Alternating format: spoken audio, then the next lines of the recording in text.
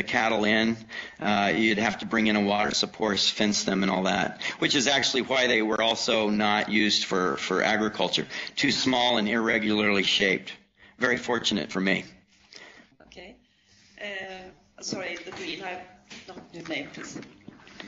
Hi, Kim Nicholas from Lund University. Thank you for a wonderful presentation. So I'm now convinced that you are going to breed these perennial grasses, and I'm excited about that, but I want to know what your plan is for getting them adopted. As we know, it's not always the technical or the biophysical limitations that prevent us from doing things in the right way, and I'm wondering how you're working with farmers to prepare them for 5 to 10 to 15 years from now when you have these perennials ready, and also how to incentivize them or get them ready to actually adopt them, and what are you doing about the agricultural policy and the big companies who probably have a strong incentive to prevent their uptake?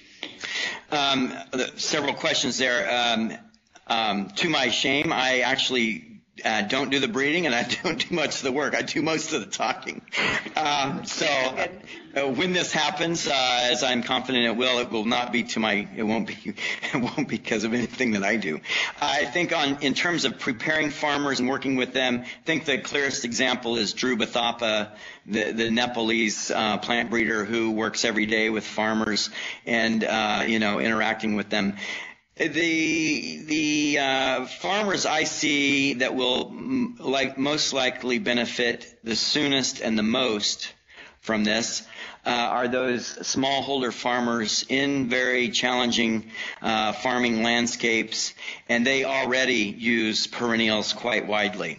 They would use them more, I believe, if they had access to perennials that actually produced the very valuable, nutritious grains that they do rely on for both income and calories. So the big limitation right now for greater adoption of perennials is the fact that very few, if any, perennials that are there really aren't perennials available that produce those grains.